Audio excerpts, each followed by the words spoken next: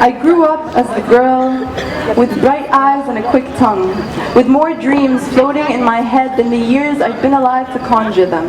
With a pencil in my right hand and energy in my left, I would write. I would write about everything and nothing at the same time. Every day and every night, a secret between my mind and the infinite skies. There are no limitations to art, I would say, to comfort and motivate myself. Sara, there are no limitations to art. Never did I question whether this art of mine was really mine or the art of someone else. Someone else's words dancing gracefully on my tongue, someone else's culture pirouetting across my paper. Well, I would write nonetheless. I would write out of pain and sheer euphoria. I would write out of frustration and also the feeling of taking flight somehow. Every bit of every emotion I could feel traveled from the pumps in my heart to the twists in my brain, flowed through the bones in my body and shocked my fingertips. And with a delicate touch, the most eloquent of English words would appear on my paper. And that excited me for a while. The fact that I could write, and write well, it excited me a lot. But something about writing in a language that was not my own never really left the pit of my stomach. 9th grade Arabic class, taught by a man with far too much chest hair and not enough fabric to cover it up, by a man who lives on Bosomat and Shay and is too busy checking his Facebook account to notice my entering his classroom on the first day of school. صباح الخير, أنا اسمي سارة Messeiry. The words sounded so strange coming out of my mouth. Did I mispronounce my own name? No. Should I have said the salam alaikum instead of sabah al-khair? No, that sounds even weirder in my head. My stomach started forming those knots of unease and discomfort. The kind of knots that just leave you confused and in a hot and sweaty mess. I was flustered, and I think my teacher noticed because he quickly sat us all down and told us to pull out a sheet of paper. اكتب اسمك على الورقة، اقرا الدرس اللي في الكتاب واكتب لي اللي فهمته، مش عايز غير صفحة كاملة قبل آخر الفصل. Excuse me? He wants me to write a full page of words in Arabic. Is this man crazy? I don't write in Arabic, I thought to myself. I don't write in Arabic. How tragic a thought. How sad and cruel on my part. I look up at my irritated teacher. I look down at my blank paper, look down at those blank lines, blank palms, a blank brain. I don't know what to do. I don't know how to start. I can't think in my own mother tongue. I can't think in my own mother tongue. Arabi. My heartbroken and jilted Arabi, I speak to you tonight in the language that occupies my mind and clouds my heart. With every word that I spit, my identity is split further and further, breaking away inside of me, two components of my identity in a continuous battle over the possession of my words.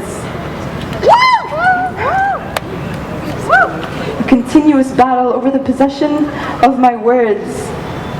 It was crazy.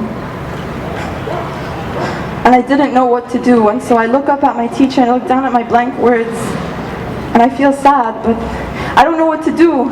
لو سمحت يا مستر، من فضلك يا مستر، سؤالي يا مستر، هي ثقافة تكتب بالث ولا بالسين؟ ما كنتش عارفة ان الكلمة دي أصلا ما تكتبش، أصلا ما تلمسش، ولا أفكاري or my thoughts، ولا لساني or my tongue، ولا ورقتي or my paper. Confused مرفوع بالضمة.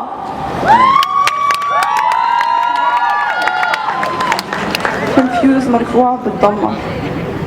You see, language is as essential to culture as it is to identity. Why? Because identity is the culture of self, and I am a foreigner in either land, struggling to fight, struggling to climb the walls of language and culture and heritage and tradition for a piece of myself, for peace in myself. It breaks me every day. ولكن I have tried, حبيبتي يا عربي, I have tried to unlock the mysteries of your deeply troubled letters while I still could. But it isn't just me, okay? It isn't just me. You are falling. You are dying. When 53% of the students that take Arabic as a foreign language are native Arabic speakers, I know that you are dying. And I apologize for only managing to show up at your funeral. I apologize for the way things turned out. I apologize for the way I turned out. I whisper to my mother tongue in the unfathomable language of English. لغتي أنت لغتي. I whisper to her. I whisper to my mother tongue in the unfathomable language of English. أنت لغتي أنت كنت لغتي. I remind myself of my roots, of my mother tongue. Well, excuse me, but will it still be the mother tongue of my children when their own mother's tongue only twists and turns in English? Will it? And to the cultures that have succeeded in occupying my mind and dictating my every move and my every word, to the true wicked witch of the Western world of media and marketing and putting a gun up to the chin of any language that ever tried to defy your brainwashing power, I invite you. I invite you to axe at every single tree في الوطن العربي at your leisure. Build fancy white boats with our wood. Start cozy white fires with it, but please, leave the roots in place. Because roots are all we've got left to remind us of what once was and what could have been. A new generation of independent Arab thinkers. A new wave of blue ribbon Arabic literature. Keep the roots in place so that poor, old, frail Arabic writers can have something to dream up at night, so that all the unread Arabic books and plays and poems and scripts can float somewhere in the air and feel alive, but so that I can pretend I belong, so that I can pretend I belong to a true Hawaiian.